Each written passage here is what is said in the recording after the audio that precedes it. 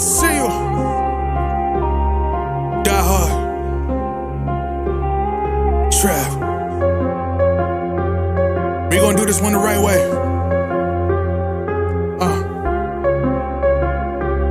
We in here forever. Yeah. Die hard, homie, die hard. You can check the swag, he the realest by far. Swimming in that blue and orange, he the lifeguard. Yeah, he been through pain, at least he got some nice scars. He can smell a trophy, yeah, you need it back to back. Represent himself, his own name is on his back.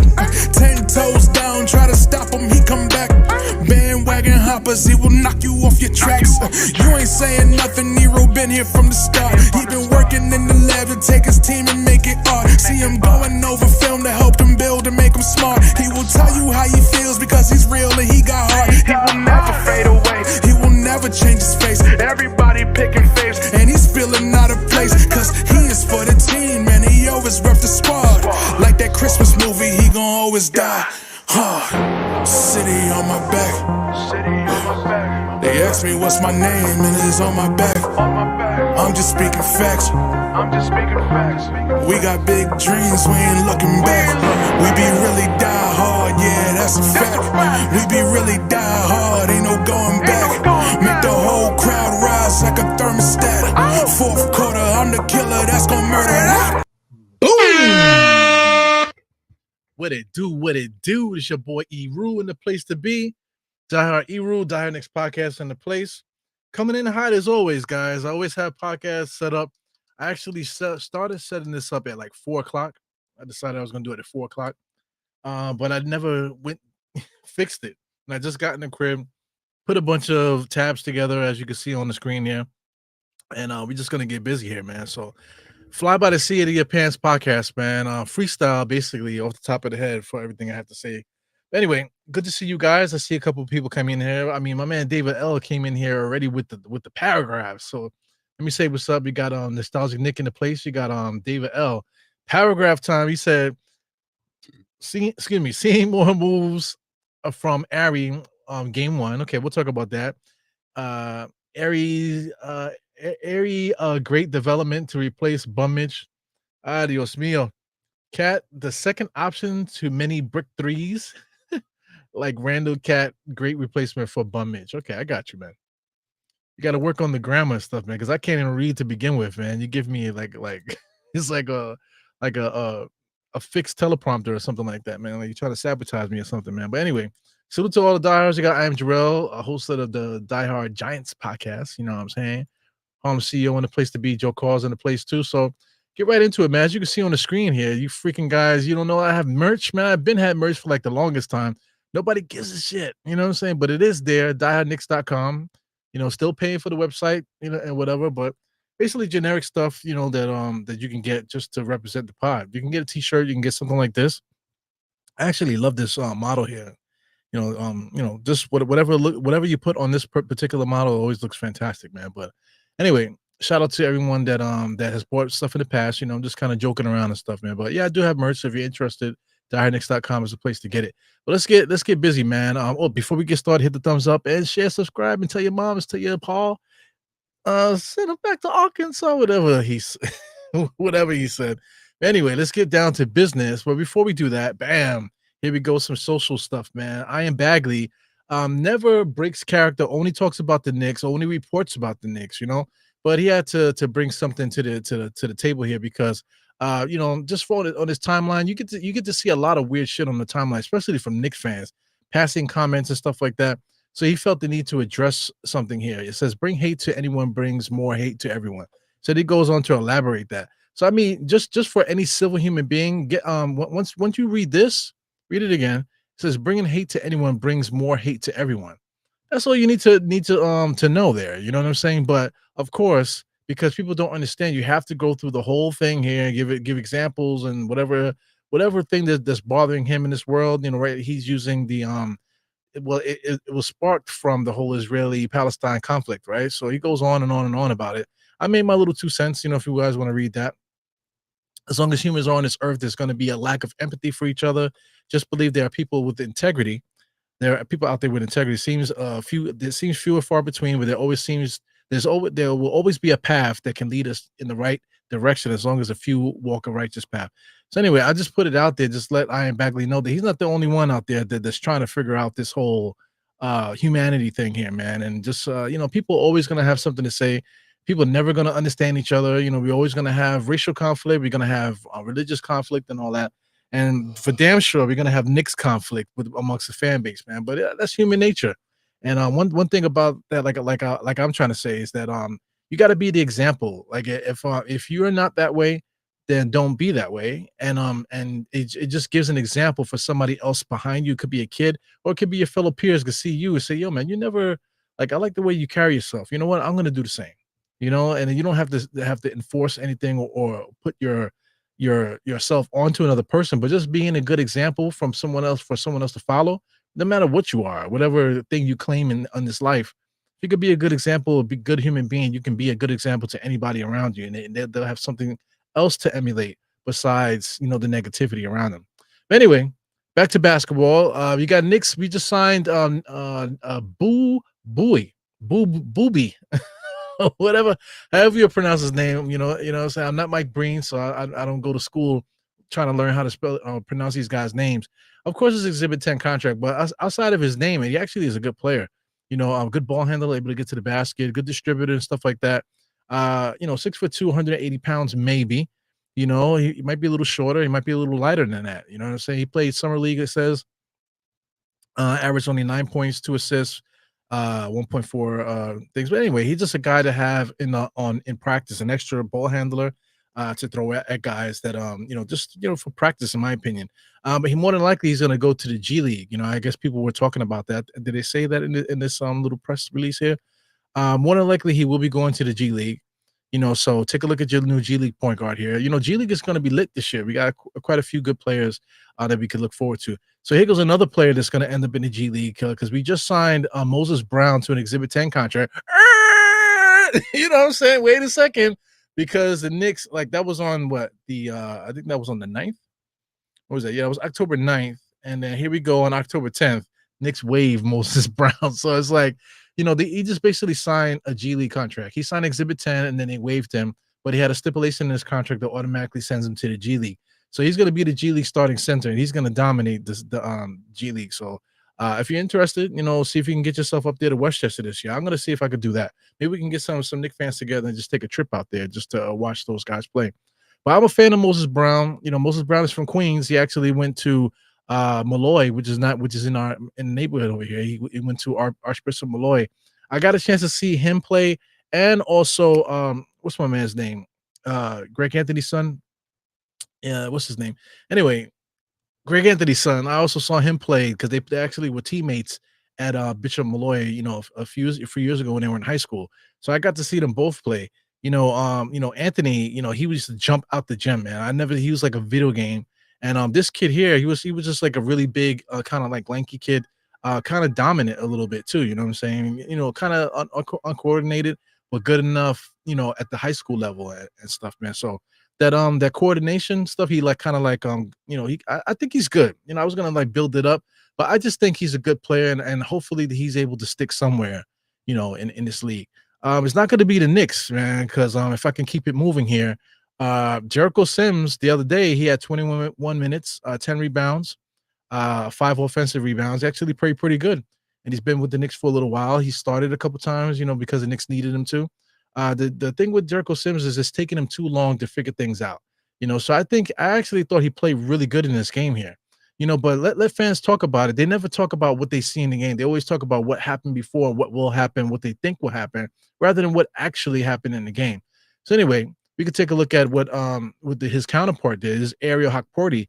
He played 60 minutes in the following game. I think Jericho Sims might have hurt himself or something like that in the last game against Washington. That's why Hukporti got his opportunity. So, as comparison, Hukporti got 3 steals, 4 rebounds, 3 for 4 from the field, 7 points.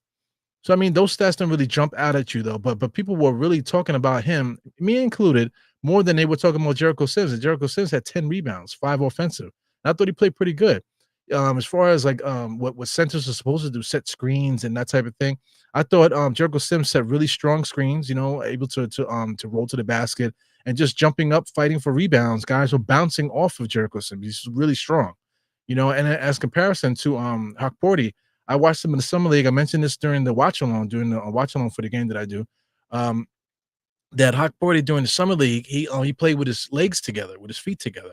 But in this game against Washington, he had a really wide stance, very active, moving his feet, not just moving his feet side to side, but moving his feet like in like a staggered stance there, to cover a lot of space and just to cover a lot of space. And I really enjoyed that. And he set some immaculate picks, man, very strong, powerful picks. Strong enough not to get fouled though. Strong and legal picks, not illegal picks, man. So I was really impressed by that. Him rolling to the basket was an adventure also, man, because like you almost want to give it to him every single time because he rolls really hard to the basket. Jericho Sims kind of like pivots to the paint whenever he goes to the basket. This guy Hukporti, he really explodes to the basket. You know what I'm saying? So both guys are very athletic. They can get up on that rim, both of them. And what's ironic about the two players is they actually played against each other back in 2021 at the NBA Draft Combine.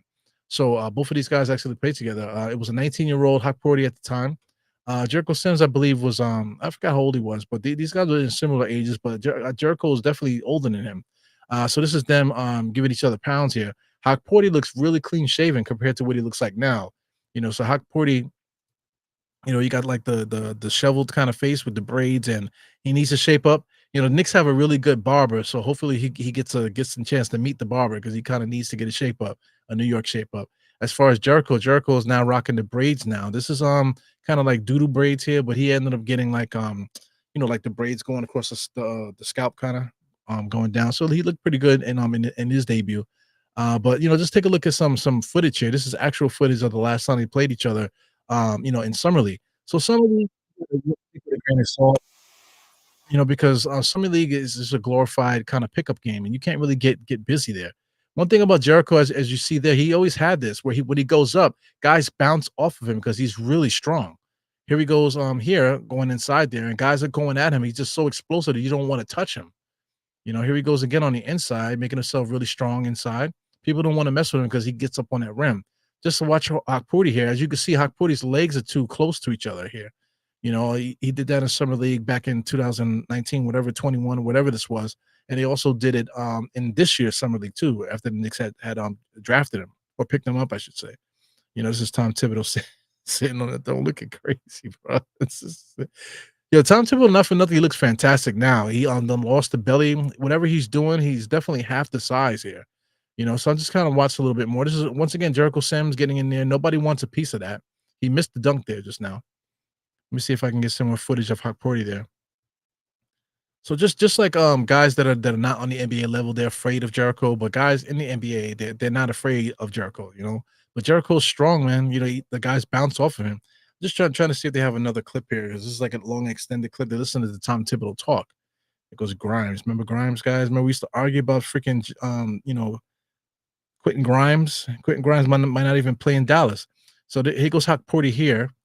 Gets it and jumps on the rim. A lot of shaking on the rim and stuff. Like a lot of immature stuff. He's only 19. So they're just showing him getting on the rim there. But we'll watch some recent footage in a second here. But I guess we can get into that now. That first game, this is what is this? Washington. Let me get the Charlotte game. This is the Charlotte game. So we look at the first game here. Take a look at what Sims did here. We can look at some of the rebounds. So let's take a look at let's do the defensive. Let's do defensive rebounds. Take a look at defensive rebounds really quick. Let's see if we can just bigger here. Let me see if we can see the physicality where he pushes off there. He jumps up, gets nice strong rebounds, jumping to the rebound instead of letting it fall to him. What else we got going on? This is him in the middle here. Same thing. Rebounds coming. He jumps towards the rebound. That's something that I wish that Mitch Robinson would do. Mitch Robinson doesn't really do that. He just waits for the rebound to come to him, kind of. Here he goes again. Jericho Sims jumps in.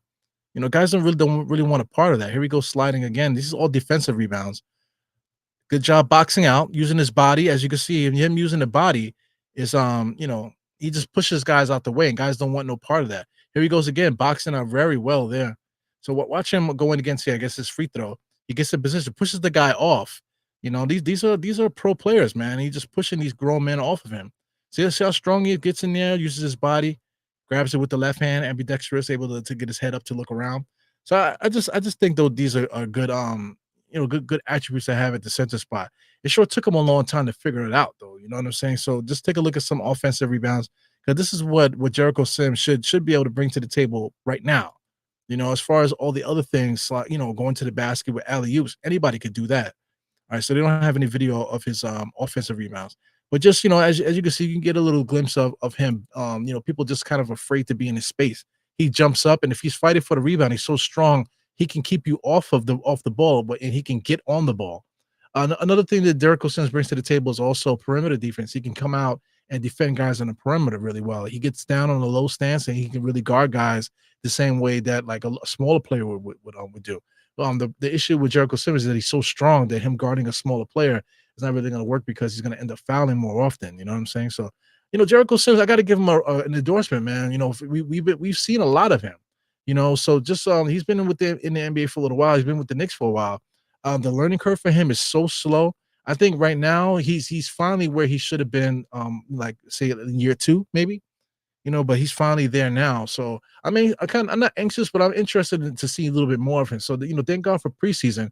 We actually have 5 preseason games. We have another game coming up, which is game number 3. Then we got 2 more preseason games before the actual season starts. So that's pretty good because it gives guys like this an opportunity to show more what they can do. Because we kind of need more of a sample size because like I said, this new guy Hukporti is breathing right down his throat. These guys were both in the same draft combine in 2021. You know what I'm saying? So, Hukporti never actually played in the NBA. He ended up going to Australia. So then the Knicks were able to pick him up in this year's draft.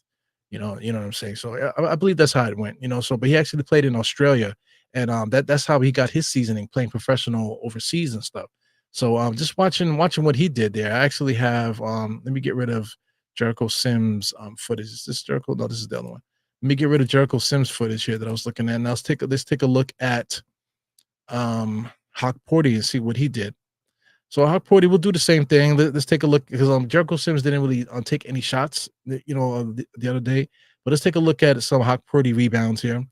He didn't get much. He only got 4 rebounds. So we could take a look at all his rebounds in one shot here. So he got 4 rebounds. This bigger, make sure I turn the sound off my eardrums. Jesus Christ. So anyway, the game starts here. You got Precious going to the basket. It goes up off the glass there. Hukporti able to get up in there. He likes hanging on the rim. That time he did have a reason to do. Here he goes on the inside, pushing off there, not really boxing, pushing. But as you can see here, he's not afraid to push the ball up the court. He actually did that a few times in the last game where he caught the rebound and actually pushed the ball up the court. He looked okay. He looked comfortable pushing the ball up the court. I got to mention that the Jericho Sims also looks pretty comfortable bringing the ball up the court as well. You really don't want those guys doing that, but if need be, you can give the ball to him and he can get the ball up the court. So let's take a look at this play again. This is Hukporti. Now we're just taking a look at the way he dribbles. Got a good head on his shoulders, so he's able to throw the ball out there. So that was a good play. He wasn't able to get that rebound, but he was able to swipe it out. I think the ball came loose. So here he goes again, defending the pick and roll. As you can see, him jumping for the rebounds there, it was really just like him. He doesn't really box out. He's more of a pouncer. He pounces on the rebounds. So that's one thing that he does though. But just as far as setting picks, like this, there's no way that we can look at videos of him setting picks and that type of thing unless somebody particularly made a video specifically showing that. We're not going to go on YouTube and doing that because YouTube is going crazy with the strikes. They're not allowing you to post any YouTube videos on the YouTube channel, man. Unless you get permission and stuff. But we don't have that luxury. Steals. Let's take a look at some of Hukporti's steals. He had 3 steals. So that's one thing that he did bring to the table. He didn't get the block shots that you would like, but him being active in the steals was pretty good here. Let's take a look here. Hukporti. This is the steal I'm talking about. He didn't get the rebound. He was able to get the hand on the steal though. And that caused Precious to get a shot at the basket. But if you take a look at this play here, watch it again. Hukporti comes in and misses the rebound because he didn't box out, but he did get his hands up there. Here he goes again on the inside. He doesn't box out well because Crispert was in the watch Crispert. Crispert loses it, but then Crispert stays with it. But Hukporti should be able to box out Crispert, but he didn't. So that's one knock on Hukporti that he doesn't box out. So for everyone that's saying Hukporti is better than Jericho Sims box out. Hukporti is showing you right now that he's not capable of doing it at the moment. Here he goes again. A lot of high energy, but like I said, there's no reason that CRISPR should get the rebound if he's standing there. You know what I'm saying? He should have cleared CRISPR out and got that rebound, no problem. Watch this. Gets in there, gets bumped off his square, and then was not able to push off CRISPR to get that rebound. Let's continue watching. Because our party does a good job of moving his feet there, staying down on the defense, the good defensive awareness as he goes up and jumps down and gets a steal after a pump fake. So that's good court awareness there on defense. Here he goes again, able to fill the pass lanes and kind of anticipating where the pass was going. So that was pretty good. As soon as the ball hit in the air, you can see his eyes. He's following the ball. So he has good peripheral vision, able to see everything around him and anticipate plays there. It was a bad pass by the youngster there. That's number 4. He's a little bit erratic. But just good to see that those attributes there from Hukporti there. So that's basically it. So like I said, setting screens, I thought Hukporti did a great job, but Jericho Sims did a good job also. Pushing the ball up the court, I thought Hukporti did a good job, but I think Jericho Sims does a good job with that also. You know what I'm saying? So it's really going to come down to what Tom Thibodeau thinks. Now, if Tom Thibodeau decides that Jericho Sims is the guy, then if he goes with them, then I'm fine with it. But if he does decide that Hukporti is the guy, we'll try to figure that out. We got to figure that out during the preseason. So if these guys continue to get minutes, we'll definitely be able to find that out. You know what I'm saying? So that's our center situation. But I know I already showed this picture already, man. But these are our real centers here. This is Karl Anthony Towns, our starting center right now, and our backup center should be Mitchell Robinson, but Mitchell Robinson is hurt. I know I said I didn't want to talk about Mitchell Robinson, and I won't. But if everybody's healthy, these are the guys that you want.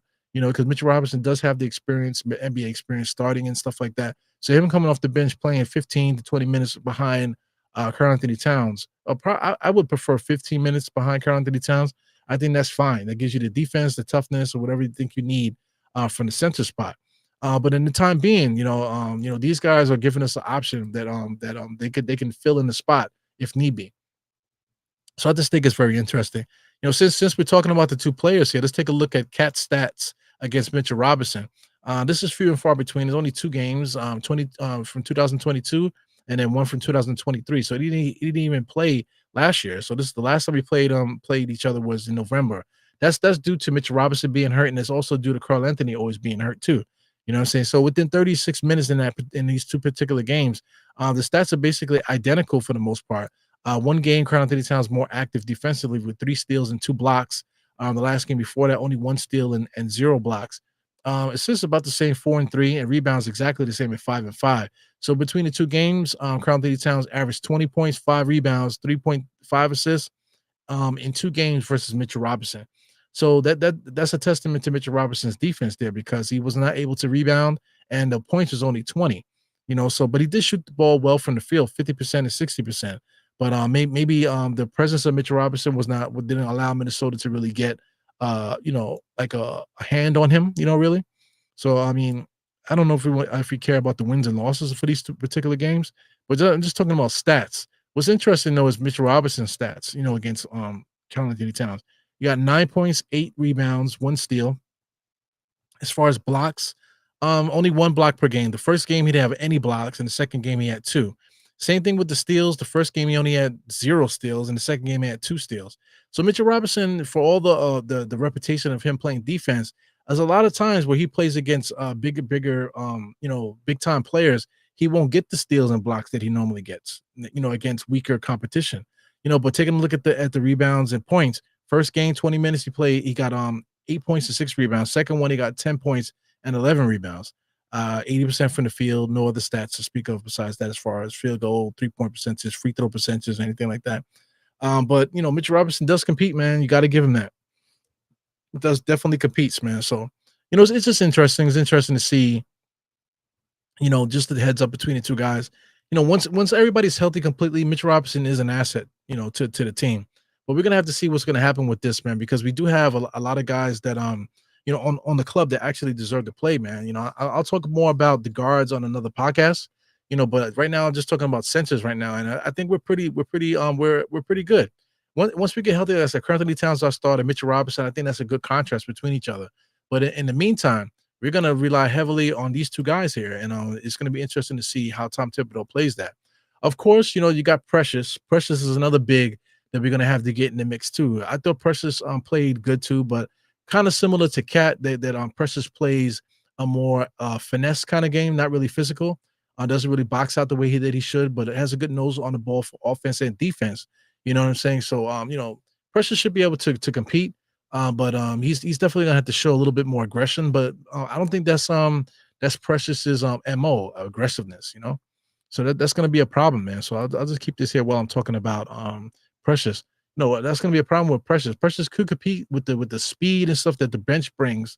But as far as him bringing that toughness, that rebounding and things like that, Precious that's not really his game. So that's something to think about. So I know I got this young lady here as far as merch and stuff here, but just to do this, man, I can just click the website here. This is the actual website. I saw somebody posted it in the chat already. There's a couple things here, nothing spectacular, but there are a couple things that you can click to just for diehard stuff here. This one is I'm sorry for what I said before the season started. That was a big thing one season because people was talking so much shit about how the Knicks were terrible, and then we ended up being good. You know what I'm saying? So I actually wore this t-shirt out somewhere, and people were talking about it. A couple other things too. I got some Leon shirts. This one is dope. Trust Leon and chill. I actually am gonna get this one and put it up in the back behind me. Probably see if I can wear that to one of the games as well. Once again, taking a look at some of these older shirts that I have here. Here's another one. Pray, wait, and trust Leon. This shirt looks good in white. You know, so I'm thinking about picking that up also and wearing that to a game or something like that. So it's interesting.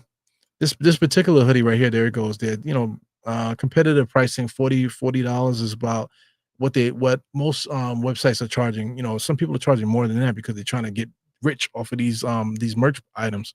But it is what it is. It's just good to have stuff, just to say, hey, remember that fucking guy, Die Knicks? This is t-shirt. I still got it. Oh shit, that's cool. Anyway, it's your boy Eru, Die Knicks podcast, man. What do you guys think about the center situation, man? I see you guys posting in the comments and stuff. Yeah, once again, thank you. I am Jarrell there for posting that link there. Definitely appreciate it. I have I'm trying to get some people to make some things, but here's the thing, like people want you to pay them up front and stuff for merch that you're gonna like that I'm just gonna promote their merch, you know what I'm saying? But they want you to pay them up front and all kind of stuff. I get it, nothing's for free, you know what I'm saying? Or just to get somebody even just to do it for free. No, I'll do it for free, but it's like pulling teeth trying to get people to do things, man. So shout out to Sim. Sim has the gift of gab. I don't have the gift of gab, and I'm very impatient with people, man. You know what I'm saying? Like when people hit me up, I either tell them yes or no, and usually I tell them yes. But other people's like, well, and then somebody else asks them, and they do it right away. So I don't know. People are fucking weird, man. I just don't get it. Shout out to John Conley in the place.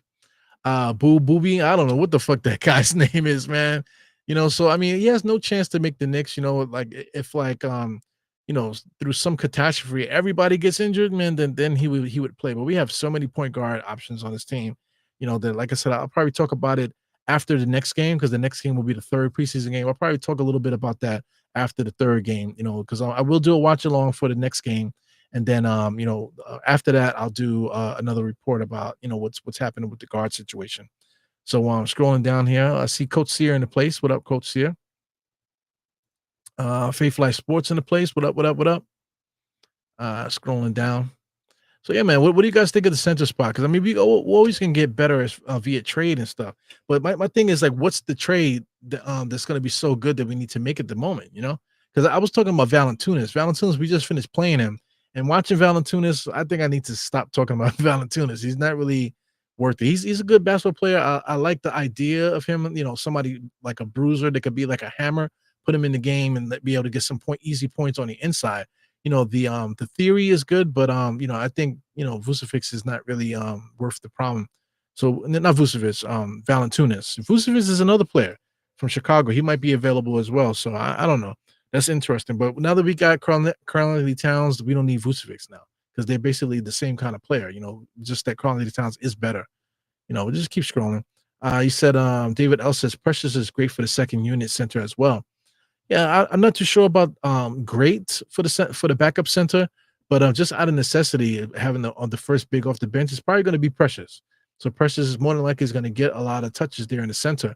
But so far in preseason, that has not been the case. Him playing center, and he's been playing with another big man. Either Cat or one of these other guys, Jericho Sims or Ariel. You know what I'm saying? So I really don't like Precious playing by himself out there with a bunch of guards. It could be fast. It could work in stints, but I don't think it's a winning lineup there. But I could be wrong. We'll see what happens. He goes Paris Duggan. Say Eru could talk, bro. Yeah, man, I think that's my little superpower, man. I could talk forever. I could talk without drinking anything. I could talk all day with these watch alongs. Don't even take a piss. The last watch along, I did have to take a piss because I really had to pee. I started the podcast. I didn't even use the bathroom or anything like that. I just, like I'm trying to tell you, half the time I'm just literally coming through the door. I kiss my kids and my wife and stuff like that, and I come right into the room and start setting up the podcast. You know what I'm saying? So sometimes I literally just coming off the street trying to get this podcast out. But I love it, man. The kids and my wife, they know I love it too, man. So, like I said, I just want to get through this real quick and then just show you guys love, continue the conversation a little bit and then get back to my peoples before they get ready for bed and stuff. What else we got? So I don't think we should make any trades. Yeah, it's interesting, coach, man, because how did the Knicks get better? Because like on paper and just watching them play, I know the starting lineup hasn't really clicked the way that we would like to, but this is preseason. So you can see like the ghosts of what could possibly happen, once the Knicks continue to get better. And once everything starts clicking, and I think it's gonna click pretty quickly. I think by December, we're gonna know exactly what our Knicks are capable of. And as soon as these guys start doing that, and they start clicking, how the hell do we get better? I'm trying to figure out who do we trade to get better? Because the only way that we could get better is if we trade for a Giannis or something like that. Let's say if the Bucks implode and they start losing, and now Giannis starts telling the front office, "Listen, I want to trade. I want to get out of here. Send me to the Knicks." Then if that's something that he wants to do, you have to entertain it, and you got to figure out how that's going to work. Because you're going to have Giannis with Karl Anthony Towns and Brunson. Is that the lineup that you want? That's something that we're going to have to figure out if that comes becomes an option. But outside of that, who do we bring here? A couple years ago, the guys were talking about Donovan Mitchell. At the moment, Mikal Bridges, I don't want Donovan Mitchell now. Other players that they talked about various other players, even like Durant and stuff like that. Those type of guys we really don't need, to make ourselves better. And Durant kind of burned his bridges because he talks too much, man. Talk too much, to put New York and the Knicks down. But meanwhile, the motherfucker is always in New York. You know what I'm saying? Like his business and everything for his business partner is from New York, and they're always in New York. You know what I'm saying? Always in like the 14th Street area. That's where they are whenever he comes to New York. So I mean, he's always in New York, but always got something. New York is always in his mouth negatively. So I don't want him on the team for that freaking reason. You know what I'm saying? So it's interesting, man. He got building blocks in the place, man. He says Jonas was not motivated to play for the way. Yeah, I don't think he wanted to. I think he just wanted to get paid. So that's interesting. What's interesting also is before the game, I mentioned that in the last pod that he actually was talking to the Knicks front office, man. So that shows that there might be some kind of relationship, at least. I don't know about trade interest or anything like that. Yeah, Precious definitely has an opportunity to make an impact. The Knicks paid him. There was a lot of writings on the wall this summer for paying Precious and paying OG and getting Mikal Bridges and stuff like that. That Julius Randle was probably going to get up out of here. The writing was on the wall. Mitchell Robinson not being available just expedited that. So I think we're in a good place, man, as far as our roster and stuff like that. So we just got to be patient because even though we might get not dominated, but we're probably going to lose the rebounding battle on most nights. The way that we play defense, excuse me, guys, is definitely going to close the gap a little bit on how the Knicks win this year. I think we're going to start winning a lot. Once it clicks, I think we're going to go on one of those long winning streaks. The historic winning streaks. Every time we have one of those winning streaks is when we typically have like big seasons. You know what I'm saying? So, we'll see what happens, man. I think we really have a good chance of catching one of those long double-digit win streaks, man. You know what I'm saying? So. I believe the longest win streak the Knicks ever had was probably in the championship years, with Clive Frazier and them. I believe that was their longest win streak. I think since then, if I'm not mistaken, I think Melo and Amari had win streaks and had a big long win streak that was fairly close to it. But we'll see what happens, man. So you're talking about iHeart here, Hartenstein. Hartenstein, like he played for he's playing for OKC now, so his debut didn't really look good, and he looked for everyone, especially me, that was talking well about him, and the way that he played in those clips that you've seen during the summer, he didn't really show any of that, at OKC. He just looks basically the same way he looked when he was at the Knicks. So, you're just trying to wish guys well, and just for the sake of argument, whatever, man. But Hartenstein is who he is, man. He's not all of a sudden going to become like Embiid or you know, the Joker or something like that. So this is somebody that people keep mentioning also. Shout out to the art man formerly known as Steve. What up, Steve? He says Kuz is the next move. Everybody keeps saying Kuzma, but the money is kind of it just makes it funny for me, But Kuzma, this it could possibly be a path to get Kuzma. Mitch, Precious, and Payne for Kuzma. That could work. If that's the thing. But once we get Kuzma, where does Kuzma play now? Because you're trading Mitch, you're trading Precious, and you're trading Payne. So you're trading a bunch of bench guys for Kuzma. So where does Kuzma play? Does Kuzma take over Josh Hart's spot and as the starting small forward with OG and Mikal Bridges? Is that what you want, or do you have Kuzma coming off the bench? You know, Booker's another guy, but like I said, we got Mikal Bridges, so I don't know if going through the trouble to get Booker will be something that we should do, because again, I think it would change the dynamic of the team. The defensively, I think we would lack a little bit, but all of a sudden we'll be very top heavy in the guards, so Brunson and Booker will both be shooting in the same spots, both taking turns going one-on-one. And then you got Cat with that, so all the guys are basically standing in the same spot waiting to get the ball out on the perimeter. So I don't really like the idea of that. But it seems, that like you said, that is a big splash, you know. Yeah, adding Giannis will gut the roster, but we signed OG to a massive contract, so OG can eat up a lot of that contract, as far as trades, or whatever. And the Knicks still have, I believe, the Washington pick, that's supposed to be a really good pick. Yeah, so Kuz costs more than Mitch, Payne, and Precious. Yeah, so that's the thing too, man. You're looking at the numbers. I don't have the numbers in front of me, but David O brings it up. The money don't match. So the Knicks are at a point now where we have to match dollar for dollar. And then people say, "Oh yeah, but you can't say that because look what the Knicks did after signing these guys to make trades work." Yeah, I get that, but we're not going to do it again. We don't have bums that we could just give them the minimum salary just to move them to make a trade work. We don't have anymore. We got rid of all of them. All the guys that we have now on the roster basically all signed. You know what I'm saying? So anyway, I mean, things could happen to make things work, but every time a trade needs to be made doesn't mean that that we could just do that again. Because before that, you didn't even know we could do that. So it's just weird. Just weird. He brought up Wiseman. Wiseman is signed to somebody, I think. Wiseman would have been decent, to have in the mix, but he just fills in the same gaps here that like a Jericho and Ariel has. You know what I'm saying? They're not really, you know, I don't know, man. This guy Wiseman, he has the potential and all this, but he hasn't shown it yet. So he's basically in the same boat as our guys that we already have. So just scrolling down, I see Mike K here. Mike K in the place. What up, Mike? My Mike. He says the 5 starters are it. The other players will be Kolick. He said McBride and whoever else they choose to spend the last $20 million they have in this, so they will stay in the second apron. I got you. It's gonna be interesting, man, because I feel like you have to play Shamit. I feel like you have to play Shamit. You got to play McBride. You got to play Payne. I don't think you could choose between Payne and Kolick. So then you got to play all of them. So, but where are you going to find the minutes and the roles for these guys? It's crazy, So Mike continues here. He says, at this point, the changes are likely minimal on the roster, in your opinion.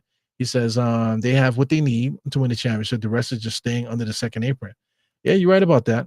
And we just got to play out the season too, because the Knicks are stacked. So I mentioned this before, knock on wood. You know what I'm saying? Like if Brunson has to go down for a little while, I feel entirely confident starting Cameron Payne, and then because we got Ariel behind him. You know what I'm saying? God forbid something happens to multiple guys. I think Kolick could start. He could temporarily start. He might actually do really well as a starter for the Knicks if given the opportunity because he's so confident. Same with Cam Payne. If Cam Payne is the guy and he's the one that is the only one available, I think the Knicks will still be able to win games with Cam Payne as a starter. As far as McBride, McBride could come in and fill in for Mikhail or whoever needs to fill in, because he's that good. Like let's say if OG goes down again, Mikhail Bridges could slide over to the forward spot, and then you just start McBride. You know what I'm saying? So there's plenty of things that we can do with the roster. And I just think that I think we covered all bases really. All of a sudden we got so much talent now. And then we have so many other guys too that have like promise. You want to talk about Jacob Toppin, you want to talk about Pacome, also, Diate. We have guys on the roster that we can use temporarily if need be. I don't know what we're gonna do with TJ Warren. That's another guy. So if TJ Warren is showing that he's worthy of keeping, and the Knicks really think that they should keep him on the roster rather than waive him. You know what I'm saying? Then you got TJ Warren who can give you solid minutes off the bench, man. So listen, man, we got a lot of talent and we covered a lot of bases. We literally don't have any weaknesses because even our wings, Josh Hart is playing small forward right now. It really depends. It's kind of interchangeable because the Knicks could basically swap everything now. We could switch everything on defense. But Josh Hart's kind of playing the pseudo small forward role. TJ Warren is a legit 6'8". Even Pacoma is a legit 6'8". Toppin is a legit 6'9". Then you're talking about OG and you're talking about Mikhail. We have guys that have the height, and if they don't have the height like Mikhail, he has the long arms. So we have a lot of length at the forward spot. So we have unlimited length, not for nothing. You know what I'm saying? So I mean, it's a good problem to have, with our Knicks. Yeah, so Iron Jabril says, I think Bridges is going to have a great season. I think so too. What I love about him is that he still was kind of like daydreaming a little bit, trying to get things going, trying to let the ball. But then like something snapped in him in that Washington game where he got mad. He got mad and he was talking to himself and all kind of stuff. So I love that. I love crazy people that like that, that play like that, they get themselves motivated. They don't wait for somebody to get to motivate them, or they don't wait for something to happen to get their energy. Oh, let me get a shot. Let me get some shots so I can get back into the game. No, he turned it up. He turned it up for himself, and he was able to help the Knicks, get themselves together. So I think once he really starts getting a feel for his teammates, I think that's going to be something to look out for. Just Mikal Bridges being able to snap that hit that button, or the circuit breakers, for anybody's into electricity. Once the circuit breakers start clicking, then he starts to go up another notch, man. So I just think that's fantastic, man. OG doesn't really have that, but OG, sometimes he snaps on defense. You got to say that, and out of nowhere, he'll do something great offensively, but he's just not like consistent enough for me. His motor is not high enough for me, so I mean, it's interesting, man. All right, so we got some dummies up in here. Vision just said whoever is talking about Kuzma coming to the Knicks is a big dummy. Yeah, big dummy. It is what it is. We just talking, man, because like, how else do you get better? So I mean, adding Kuzma to the roster, I see the vision, but is that something necessary? Is that a necessary trade? It's interesting, man. So yeah, the wings are nasty. Talking about David L. And Mikal hides OG low offense. Not for nothing, OG in the last game, he was kind of pissing me off because, OG sometimes is like step slow, sometimes step slow shooting, step slow driving. And then out of nowhere, he'll make, like I said, he'll make a fantastic play on the inside, or he'll make like another play, where he's like letting it go from the three and it's like super accurate, man. But there's a lot of times where he just kind of look like he doesn't belong out there. So that's the reason why then he didn't have the success that he should have had in Toronto as far as being a featured player. You know what I'm saying? So, we'll have to see. We're definitely going to really get to know him this year. We only saw him for basically a quarter of a season because he was hurt the whole freaking time that he was with the Knicks. But now we got a whole year now. Hopefully he plays, a big portion of the season, 60 games, hopefully. Sheesh. And then we really can get to know what OG brings to the table. So Mike K said, I'm going to say it. Oh, shit. He said, would not be surprised if the Knicks win a chip and won each series by more than 5 games. I think they have that much talent, team chemistry, and leadership. I think so too. That's one thing. Like I said about Mikal Bridges, they all are self-starters. I feel like everybody that you put out there, everybody's like a self-starter. They don't need to be poked in the balls in order for them to wake up and do something. I think they're all self-starters. So when it comes to championship teams, stuff like that, if all your teammates are like that, then when the going gets tough, when the going gets tough, You don't have to have that guy to yell at the teammates. Everybody's already in it, already on that shit already. You know what I'm saying? So now it really just comes behind guys like telling guys to calm down a little. You know what I'm saying? So I think that's gonna be dope. Shout out to Hector Gasson here. He says he mentions JJ from Memphis. That's interesting.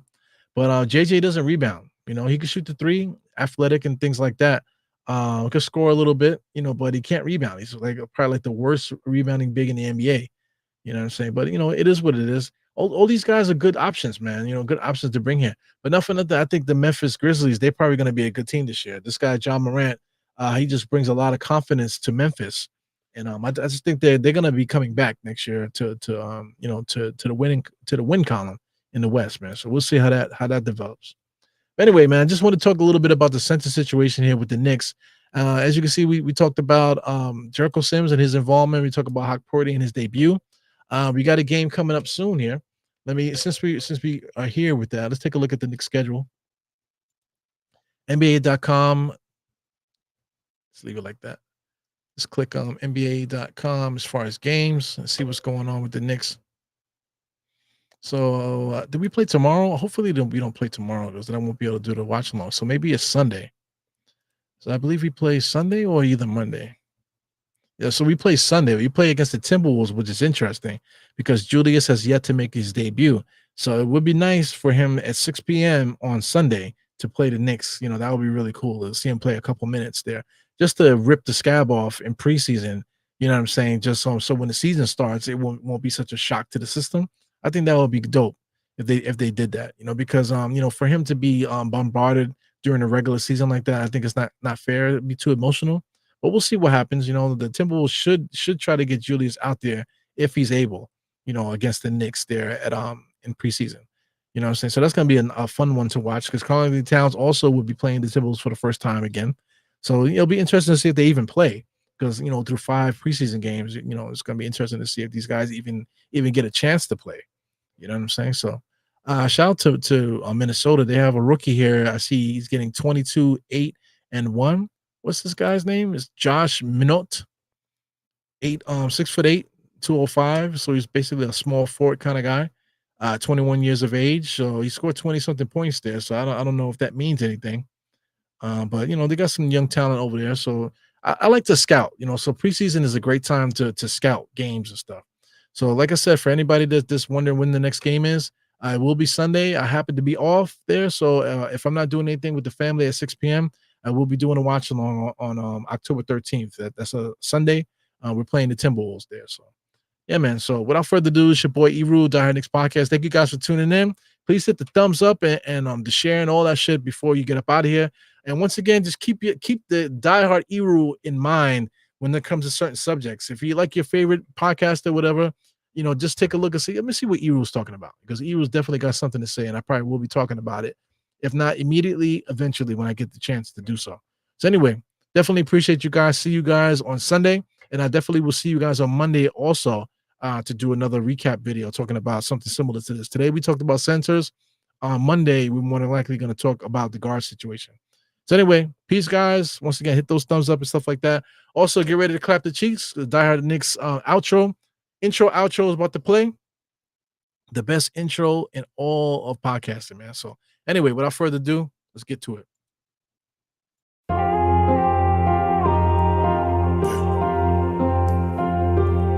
Eru, I see you. Die hard. Trap. We gonna do this one the right way. We in here forever. Yeah. Yeah. Die hard. Homie, die hard. You can check the swag, he the realest by far. Swimming in that blue and orange, he the lifeguard. Yeah, he been through pain, at least he got some nice scars. He can smell a trophy, yeah, you need it back to back. Represent himself, his own name is on his back. 10 toes down, try to stop him, he come back. Bandwagon hoppers, he will knock you off your tracks. You ain't saying nothing, Nero been here from the start. He been working in the lab to take his team and make it art. See him going over film to help him build and make him smart. He will tell you how he feels because he's real and he got heart. He will never fade away, he will never change his face. Everybody picking face